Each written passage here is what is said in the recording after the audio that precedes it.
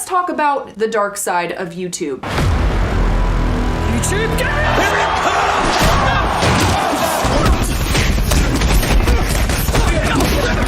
Why do a lot of YouTubers actually hate YouTube? It's really easy to get mad at YouTube at this point, right? Look at all this stuff that's happening on the platform. YouTube is on a massive decline. The community is just more unhappy with YouTube than ever. YouTube is very broken. YouTube is just fundamentally fucking broken. YouTube is being fucking shitty. The system is flawed. Hey YouTube, what the f***? It's just ridiculous. It just really is. YouTube, this is just ridiculous. It has not been this bad ever, I don't think. I think it's at its lowest point that it's ever been. YouTube.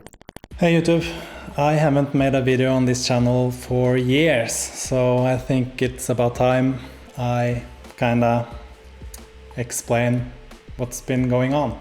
So this will be my first video on this channel where I actually talk, and it will also be my last video on this channel. I'll tell you why in a moment. So where have I been? It's not very interesting, just started going back to school and worked on the side, and then after that I started to work like shift work. So I worked night shift and stuff, so I just never felt like making videos. I never really planned to stop, it just kind of happened. But then when I got all of that sorted and wanted to get back into making videos, I made this compilation video, my previous video, where I kind of compiled all my videos through the years. And I uploaded that, and then nothing. The reason for that is that I actually got banned from YouTube. I'm actually not allowed to possess, access, or create a YouTube channel. So you're probably wondering how that happened, and I'll tell you why. So I had another YouTube channel on this platform called Norwegian, which was, as you probably can tell from the name, a vegan channel. The thing is that there was another so-called vegan on that part of YouTube that was a complete raging narcissist, and he was attacking everybody around him, and my girlfriend was one of them. So I got my girlfriend to make a video and just tell people what this guy was doing behind the scenes, and this really made him go batshit insane, and he basically tried to destroy my girlfriend's life. And it actually got so bad that we had to sue him. We created lawsuits in several countries, but because he made a living on YouTube, he could just flee the countries. So what I decided to do was to make a kind of documentary style series called The Unmasking, where I basically exposed this guy for what he was. A complete narcissist, probably more like a sociopath, and definitely not vegan. So I uploaded a couple of those videos on my Norwegian channel, and they got quite popular. They got upwards of 100,000 views each. And clearly this guy didn't like being exposed like that, so he started sending death threats to me and my girlfriend. When we were in Thailand, he sent a link to dead foreigners and said something like, isn't it interesting how easy it is to get someone killed in Thailand, or something like that. I'll show you the email. And he also contacted our families and friends and said all kinds of disturbing things. Clearly he wanted me to stop making these videos, but what I did was to just use everything he did and just put it in a video, so he basically helped expose himself. So I just put it up on YouTube and showed everyone what he was like. So when he couldn't intimidate me to stop, he started to report all my videos for harassment and bullying and privacy complaints and copyright and everything. And he actually managed to get my videos down one by one, but he clearly wanted to get my whole channel down. But because I waited until the strikes expired, he didn't manage to do that. So what he did after that was to attack all my videos with dislike bots. And of course I notified YouTube about this, but they didn't do anything. And then after a while they just suspended my channel for bot activity. Yeah, so I contacted YouTube, jumped through all kinds of hoops to actually get to talk to a person at YouTube. And I just wrote out everything that had happened and who did it and stuff. And he basically just closed the ticket. So YouTube didn't care. They basically doubled down on that I bought dislikes on my own videos. So as crazy as it sounds, I'm basically banned for supposedly buying dislike bots on my own videos. So that's how that happened. So this happened back in 2017, and after that I started looking for an alternative for YouTube, but there wasn't really a good alternative back then. The problem with all the alternatives was that they were all basically like YouTube, a centralized entity that you have to be at the mercy at, and I didn't want that anymore, where I didn't want to risk being banned for something I haven't done. Like I was on YouTube. But there was one alternative that had a lot of potential, I thought. And that one was called LBRY, LBRY. But in 2017, that platform was barely working. It was more like a proof of concept kind of thing. So I've been following the development of that ever since, and kind of just been waiting for it to reach a point where it's usable. And now it's really starting to get there. The progress that has been made on that platform since I found it has been amazing. So that's kind of why I'm making this video, to inform you that I will start making videos again, but not on YouTube. I will be on LBRY. And to explain to you why I like LBRY so much, I have written some points here. The first point is that it's free and open source, which is great because anyone can look at the code, and even if the company behind LBRY stopped developing, someone else can pick up and continue. We've had like other platforms like VidMe that got quite popular, but then it shut down. And that's kind of the problem with these other platforms. So that's one great thing about LBRY. The next one is that it is completely decentralized. For those of you who aren't familiar, LBRY is like a decentralized YouTube. You're not at the mercy of a single entity. LBRY works kind of like BitTorrent, where you download their client, and then when you post a video, you kind of just announce to the network that you have a video, and then people download from you, and it spreads like a BitTorrent network.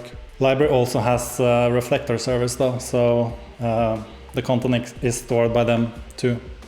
But because it's not only stored by them, they can't really just delete and ban you. Now the third reason is a big one, I think, and that is that LBRY is not restricted to videos only. So I can actually post my music there, which is something I have done. I've just posted a new song for free that you can download.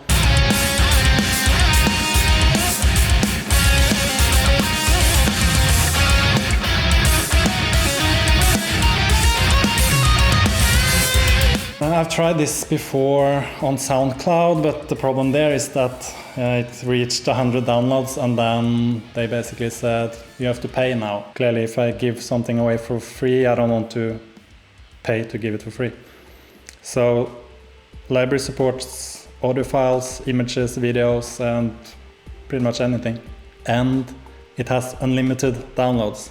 Now the fourth great thing about LBRY is that it has lossless quality. So when I upload a video there, it doesn't get compressed and made worse. You see the actual quality that I rendered out. When I upload to YouTube, they process the video, compress it. And it's also really unfair because bigger channels get better quality, while smaller channels get worse quality. The whole thing is gamed specifically for larger channels with large followings who create the kind of content that YouTube likes. LBRY is more fair because the person with the channel decides the quality. So those are four great things about LBRY. Of course, there's other things too, but I think those are the main ones for me. There's a slight downside with it too, and that is that you have to download and install their client for all of this to work. So yeah, I felt like I owed you guys an explanation, and there you have it. I also uploaded a video called Why I Quit YouTube, which illustrates all the problems with YouTube these days, and I just recommend everyone to get off YouTube because YouTube is not what it used to be. I'll leave you with a preview of the song that you can download for free. So hope to see you on LBRY. See ya!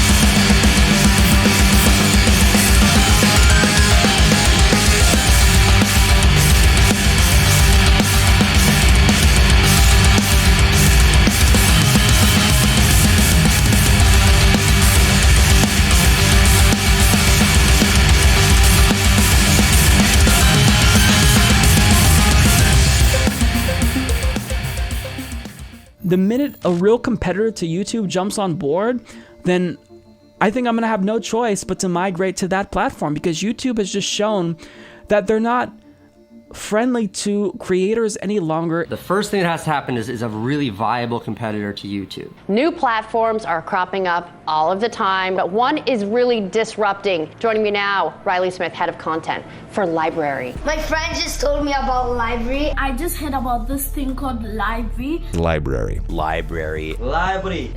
LBRY. LBRY. LBRY. LBRY. LBRY. LBRY. LBRY. LBRY. LBRY. LBRY, which is a new platform for video creation, watching videos. It's a YouTube-like app. Let's start together with me, LBRY! LBRY! How is it different? So LBRY is a blockchain-based content platform. If you don't want to worry about sponsorship rules and advertising rules and whether you can say this or that or the other thing, LBRY, LBRY, may be the solution. And it enables you or anyone else who loves making content to publish it to the internet without being beholden to or fearful of corporate control or interests like YouTube or Facebook or Twitter, and the threat that they represent today to people who make content. It works in an entirely decentralized way, in a way that we ourselves have no authority over this. The reason I want to talk to you guys about this specifically and recommend this is that, one, it's like YouTube, but it's also completely open source. You as an individual publisher have complete control over how it's monetized, unlike how you would on YouTube. There's no cut taken by us as a company, nor do we even have the ability to take a cut if we wanted to, again, due to the nature of the technology. In the future, it is inevitable that this technology will be a vehicle for you or anyone else to publish content easily. It's the lower friction, it's a no-brainer. You make a part of your living off of YouTube, I assume. We want you to keep getting paid. We actually want you to get paid more. And the sooner we can teach these people how easy it is to use and how they can continue to monetize their site without any interference from a third party or payment processor, the better. I don't know if you know how much YouTube is taking of every dollar, but it's about 45%. So every dollar you're making for YouTube's keeping about half of it, which is kind of crazy when you think about it. It's not controlled by one entity or one corporation, but it's controlled by us, which is the community. And that's why I love this app. I think it is a very, very interesting concept, very interesting product, and it's very topical for this point in time. I always put all my stuff on LBRY, and it's got to be one of my favorite user interfaces as far as like a actual desktop application. It's a very intuitive app. It's actually, they've just recently updated it, so it's moving quickly. I've slowly but surely converted everybody to getting on it. It's an awesome place to upload. When you subscribe to the channel, you can have it auto download as soon as new episodes come out, and the download is a DRM-free MP4 video file, which is really handy. It was so amazing. And right now I'm watching Bitcoins with friends to explain to me more about LBRY, and I hope you can watch this too and also watch me. It helps build me up on a new platform. LBRY is growing, but it helps establish me early on a platform that is clearly growing, which helps me. You should check it out. Support me by watching my exclusive videos on the LBRY platform. Look, already so many YouTubers have already synced up with LBRY, which is amazing.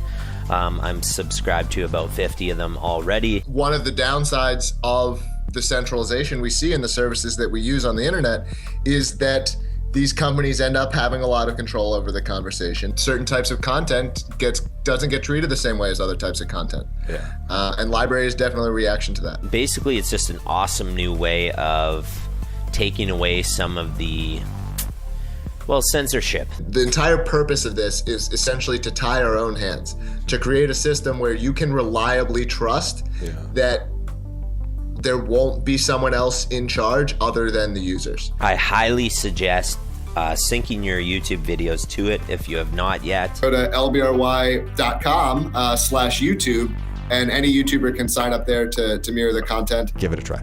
It's worth it. I also suggest, if you are not a YouTuber, it is still an amazing platform to get involved with. What LBRY is trying to deliver is the ability for people to find and access and potentially purchase stuff that they like, and to do it in a way that leaves the people who make stuff and the people who look at stuff in control of that, and not having someone in the middle. And just get involved with this new platform. It's a new era. Kids Games Fun definitely recommends LBRY. The first thing that has to happen is a really viable competitor to YouTube. The second thing that has to happen is for the community to have lost faith in YouTube. There is this new movement now of trying to get away from YouTube and trying to get away from like centralized media platforms. I'll be looking forward to the day to ditch YouTube for a viable alternative. We will find a new place to play, where all the cool kids will go. And we have been getting traction from this thing. There are a lot of people out there who think that the status quo is not, it's not benefiting them. If those two things, the community loses faith, and then there's a competitor that offers a bigger audience and a better way to monetize, I think there's a very real chance for disruption within the entire YouTube community. YouTube was just the first venue. The after party is wherever free speech takes us next. On a platform, it doesn't matter how cool the people who started are, or how neat their vision statement is, or whatever. Their mission statement is amazing, cool, let's be a part of this. You're only one change of leadership, one change in the terms of service away from having the rug pulled out from underneath you.